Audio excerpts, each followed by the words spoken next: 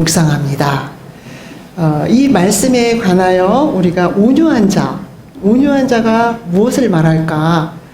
국어사전을 한번 제가 찾아봤어요. 그랬더니 이렇게 되어 있습니다. 여러분들이 생각하고 있는 그 온유함이에요. 그래서 보면 사람의 표정이나 성질이 온화하고 부드러운 사람들, 이런 사람들이 온유한 사람들이라고 한답니다. 우리가 생각하고 있는 예상의 그런 설명이죠. 그런데 이 말씀에 관한 설교 자료들을 찾아보면 우선 국어사전에서 말하고 있는 그런 의미와는 분명하게 다릅니다. 그렇다면은 오늘 예수님께서 마태복음 5장에서 말씀하시는 그 온유한 사람이라는 것은 무엇을 얘기하는가? 이렇게 한번 성경에서 말하는 온유한 자란 누구를 말하고 어떤 사람을 말하는가? 이렇게 찾아보면 우선 헬라어로 찾아보면 헬라어는 온유한 사람들, 제가 복수를 찾아보니까 프라에이스라고 되어 있어요. 그래서 이 단어를 설명한다면 온유함이라는 것은 그냥 얻어지는 천성적인 성품이나 그런 태도를 말하는 것이 아니라 후천적으로 훈련을 통해서 갖게 되는 온유함이라고 한답니다. 그래서 보면은 후천적인 가르침을 통해서 받게 되는, 간단하게 설명하면 통제할 수 있는 힘, 통제할 수 있는 능력이라고 해요. 그게 무슨 말일까? 그게 어떤 얘기를 하는 것일까? 우리의 삶의 현장과 우리 실생활에 한번 들어가서 살펴보면 잘 길들여진 말이나 소와 같은 그래서 주인의 목적에 따라서 쓰일 수 있는 그러한 경우를 통제할 수 있는 힘이라고 해요. 더 구체적으로 한번 얘기해 봅시다. 우리가 영화상에서 볼 때 아주 넓은 초원을 가르는 그런 야생마를 한번 생각해 봅시다. 얼마나 멋있습니까? 막 초원을 가르고 있는 야생마. 그리고 야생마의 그 뒤에 머리를 막 휘날리며 달리는 그런 야생마를 한번 생각해 봅시다. 그 야생마가 우리 눈에 비춰지면서 우리가 갖게 되는 이미지는 무엇입니까?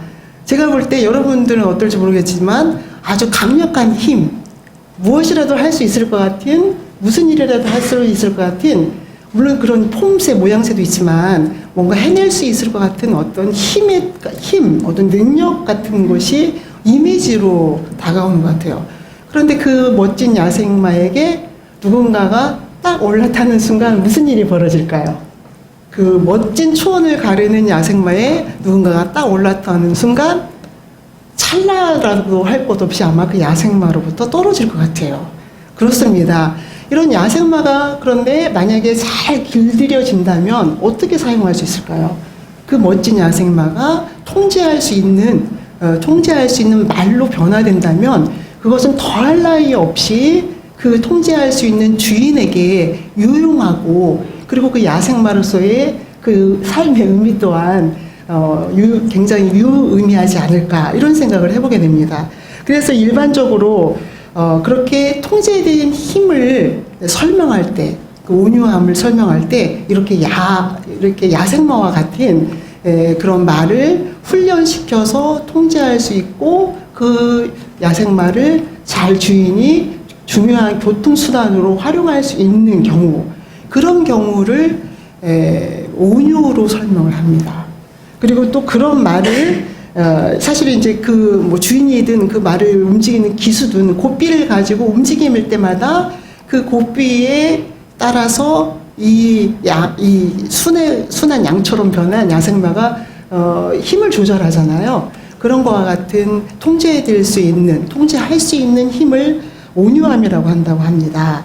사랑하는 성도 여러분, 여러분들은 그렇다면 야생마와 같은 그런 인물입니까? 아니면 누군가에 의해서 혹은 본인에 의해서 자기 자신을 통제할 수 있는 그런 힘을 가진 그런 여러분들입니까?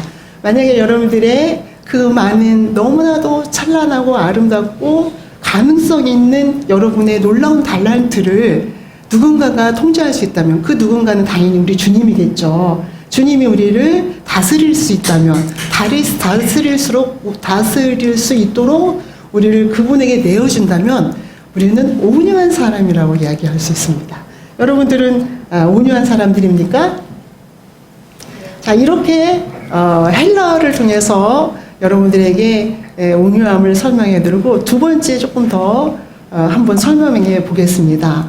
이 온유함을 나타내는 히브리어를 찾아보니까 아나브예요. 자, 아나브라는 것은 사실은 많은 뜻이 있지만 겸손하다는 뜻이 있고, 또 특별히 이제 대답하다는 뜻이 있어요. 그래서 고대에는 질문은 주인만 할 수 있었다고 해요. 주인을 향해서 종이 혹은 주인을 섬기는 하인이 질문할 수 없었다고 합니다. 그래서 이 아나브라는 것은 대답하다라는 뜻인데, 주인이 질문했을 때 그 종은 대답만 할 수 있는, 그러니까 대답하다는, 그러니까 종의 자세를 표현하는 히브리어 단어예요. 그렇다면은 대답만 할 수 있는 거죠. 예스만 할 수 있는. 그리고 어떠한 종의 명령, 아니 종에게 주인의 명령이 전달됐을 때 그 명령에 순종해서 그 명령에 따라서 행함을 해야 되는 그러한 하겠다고 대답하는 그러한 역할을, 그러한 신분의 위치를 온유함이라고 표현한다고 합니다. 여러분들 하나님에게 하나님에게 순종하시는 분입니까? 그렇다면 여러분들은 온유하신 분이에요. 자, 우리가 온유하다는 것을 성경을 통해서 많이 듣고, 그리고 또 우리는 너무나 많이 들으면서 온유한 사람의 대표적인 인물, 그럼 여러분들이 바로 성광처럼 지나가는 인물이 누구일까요? 아마 여러분들은 그 대표적인 인물을 모세라고 얘기할 것 같습니다. 왜냐하면 민수기 12장에 이렇게 되어 있어요. 이 사람 모세는 온유함이 지면의 모든 사람보다 더하니라, 이렇게 되어 있습니다. 그래서 우리 이 말씀에 굉장히 익숙해요. 그리고 그렇기 때문에 온유함의 대표적인 성경의 인물, 그러면 여러분들이 대부분 모세를 생각할 수 있습니다. 그렇다면 한번 생각해 봅시다. 모세가 온유한 사람이라는 것을 인정받았는데 모세는 어떤 인물이었을까요? 물론 모세의 온유함을 우리가 묵상하기 위해서 많은 성경의 자료를 통해서, 그는 40세에 부르심을 받고 주님의 종으로 사용받기까지의 40년간의 훈련의 기간을 거쳤다고 얘기해요. 그래서 그가 그러면 그 훈련의 기간을 거친 곳이 어디냐? 미디안 광야다. 광야에서, 광야 학교에서 하나님과의 깊은 결속 관계에서 그 혈기왕성했던 자신의 성향들을 다 다듬는 시간을 보내고, 비로소 하나님의 종으로 우뚝 설 수 있었고 이스라엘을 출애굽시키는 그러한 인물로 쓰임 받게 되었다, 그렇게 얘기를 합니다. 그렇기 때문에 우리는 지금 여러분들에게 읽어준 민수기 12장 1절에서 3절까지 말씀 중에 한 부분인 이 사람 모세는 온유함이 지면의 모든 사람보다 더하더라, 이 부분에 굉장히 수긍을 해요. 그리고 익숙합니다. 그렇다면 저는 이제 이것을 여러분들에게 한번 묻고 싶어요. 그렇다면 모세는 정말 온유한 사람이었는가? 성서가 온유한 사람이라고 말하는데, 그럼 저는 이렇게 한번 얘기하고 싶습니다. 오늘 마태복음 5장 5절은 온유한 자는 복이 있나니 그들이 땅을 기업으로 받을 것이미요, 이렇게 얘기하고 있어요. 그렇다면 온유한 자가 어떤 사람인가? 그리고 온유한 자는 이런 사람이니까 너희들이 이런 온유한 자가 되어라, 이런 의미에서 다 끝나지 않아요. 그 뒤에 뭐가 있냐면 이렇게 되어 있습니다. 온유한 자는 복이 있나니 그들이 땅을 기업으로 받을 것이니요, 이렇게 되어 있어요. 그렇다면은 모세가 성경의 대표적인 온유한 인물로서 그 온유한 자가 받는 축복을 지금 이야기하는데, 그들이 땅을 기업으로 받을 것이며, 이렇게 되어 있습니다.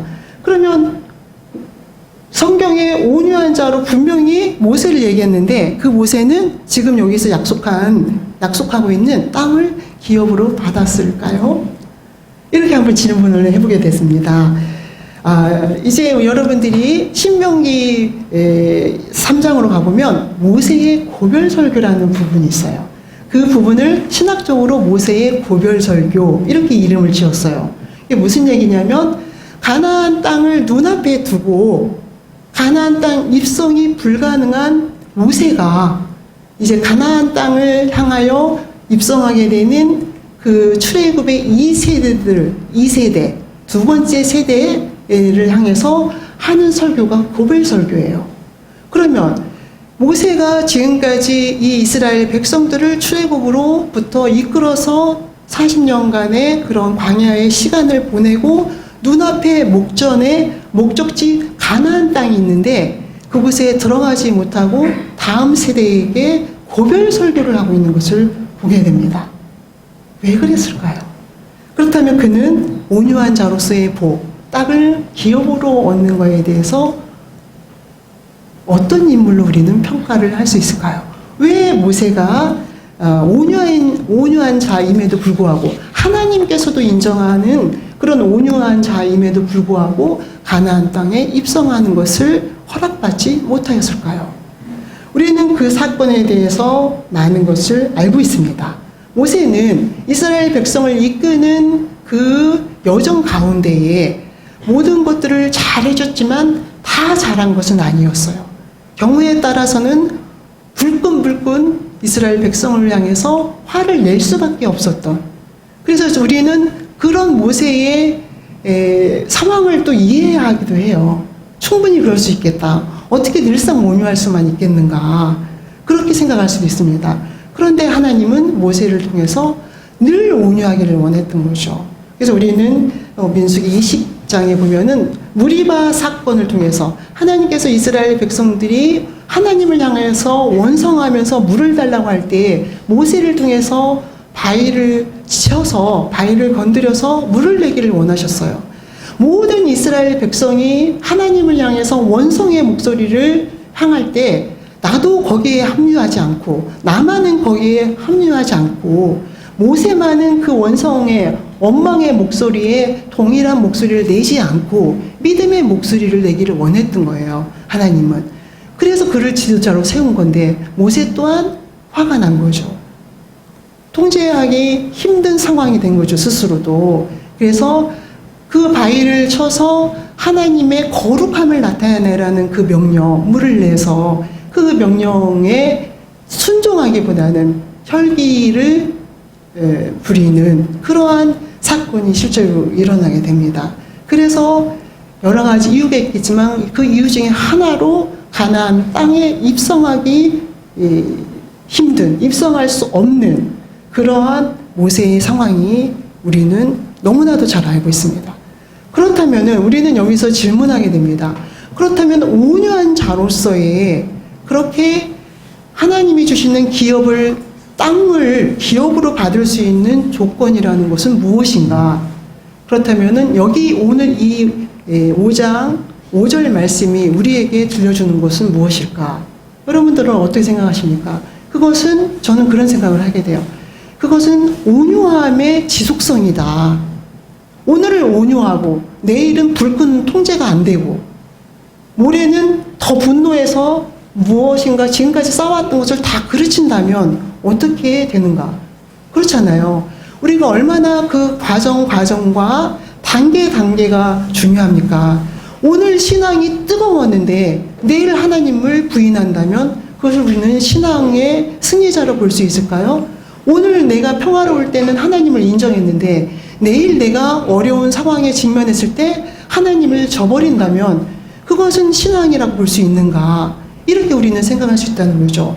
그러니까 온유함이라는 것은 오늘 온유했고 내일은 온유가 뭐예요? 라고 온유하고 거리가 먼 그런 삶은 온유한 사람으로 보기가 어렵다. 특별히 그런 사람이 온유한 자가 누리는 땅을 기업으로 받는 데에까지 이르기에는 어렵다. 이렇게 성서가 이야기하고 있습니다.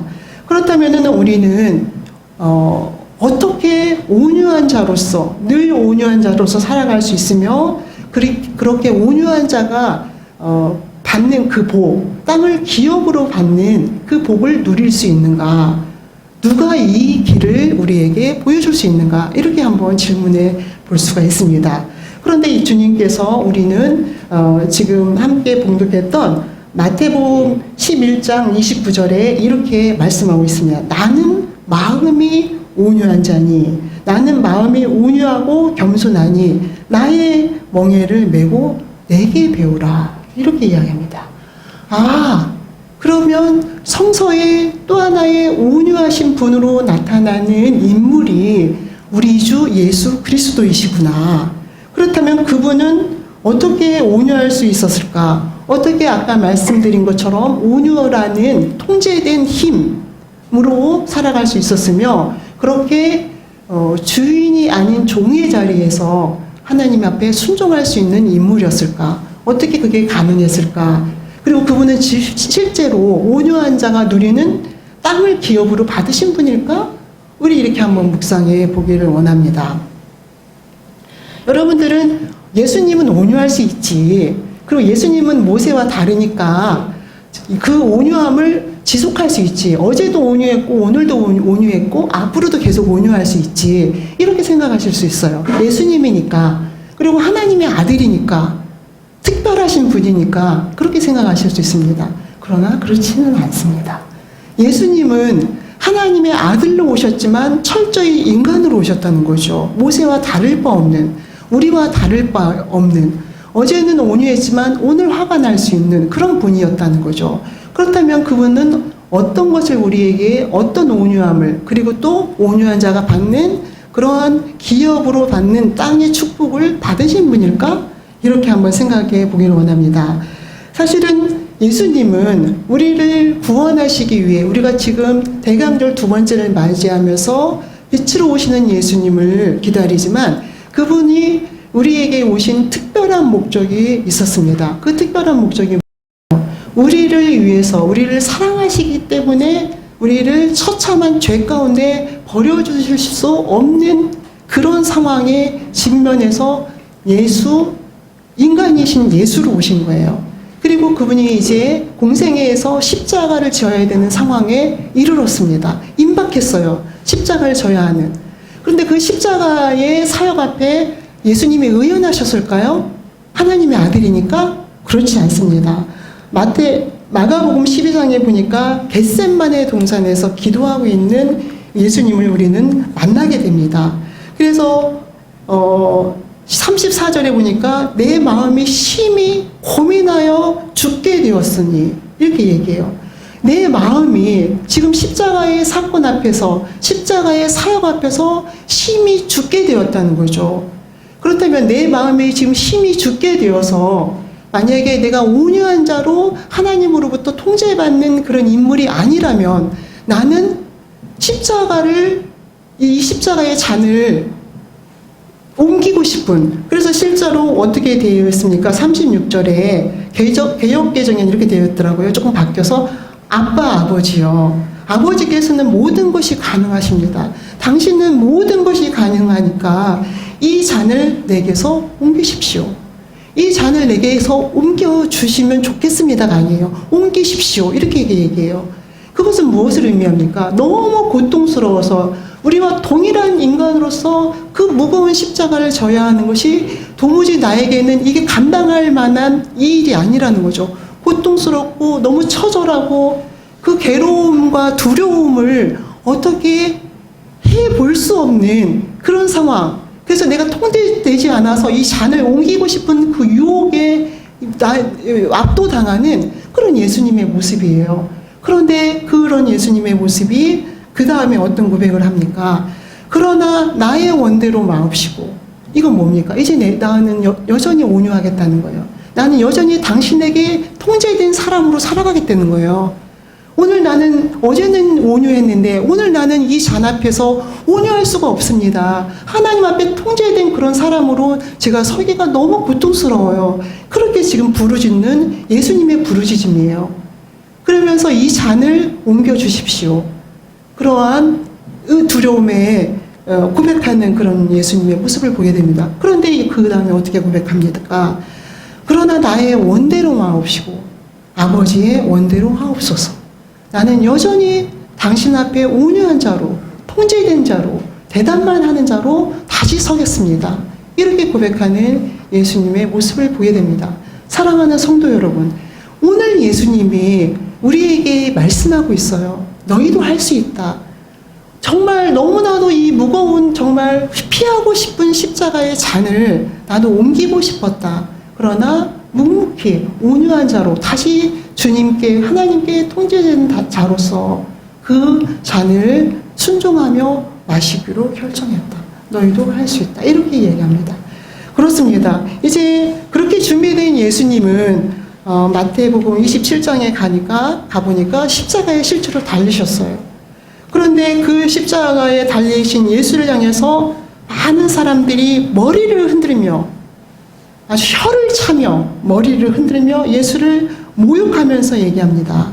만일 네가 하나님의 아들이거든 십자가에서 내려와라. 또 예수님 앞에 또 한 번의 고비인 거죠. 십자가에 달린 이 고통스러운 이 고통, 그런데 함께 하지는 못할 망정, 그를 향해서 네가 지금 하나님의 아들이냐? 그럼 십자가에서 내려와라. 그 모욕감, 그 상실감은 또 얼마나 컸을까요? 저 같으면 잠깐 십자가에서 내려가서 손을 딱 봐주고 다시 십자가에 올라갈 것 같은, 우리도 예수님 정말 어떻게 십자가에 계속 거기 달려 계실 수 있었을까? 너 십자가에서 내려와라. 하나님 아들이라는데. 그런데 예수님은 온유하시기로 결정하신 거예요. 나는 하나님 앞에 통제된 아들로서, 대답만 할 수 있는 순종의 아들로서 이 자리를 지키시겠다고 하는 예수님. 그리고 십자가에서 기꺼이 당신의 생명을 드린 예수님. 그것을 우리는 온유함이라고 이야기할 수 있습니다.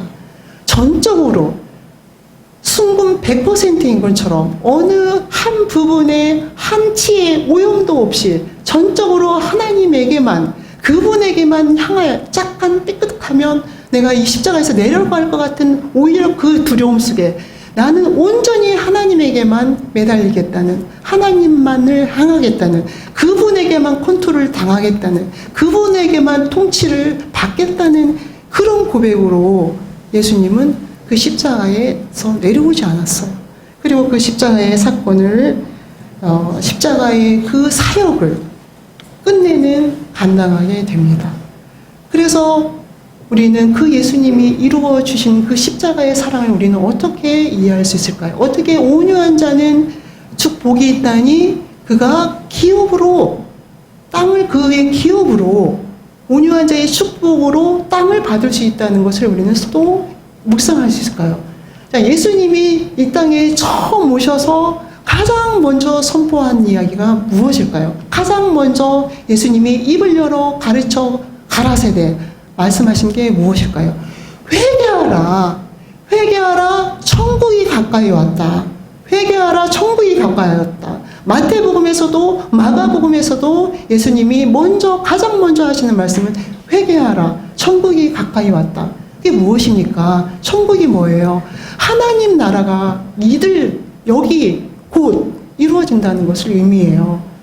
그것은 무엇입니까? 예수 그리스도가 십자가에 달려 죽으심으로 인해서 이 땅의 모든 사람이 천국에서 살 수 있는 놀라운 하나님 나라를 이루었다는 거죠.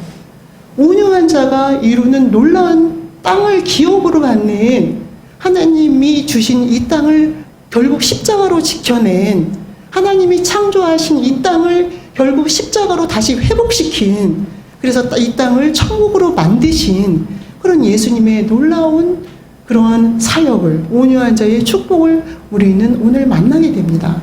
사랑하는 성도 여러분, 오늘 우리는 이 온유한 자의 축복을 누리고 있습니까? 온유한 자는 복이 있나니 땅을 그 기업으로 받는다는데, 여러분들이 온유한 자로서 하나님 앞에 통제되든 하나님에게만 순종하는 자로서 여러분들의 그 놀라운 축복으로 그 땅을 기업으로 받고 있습니까?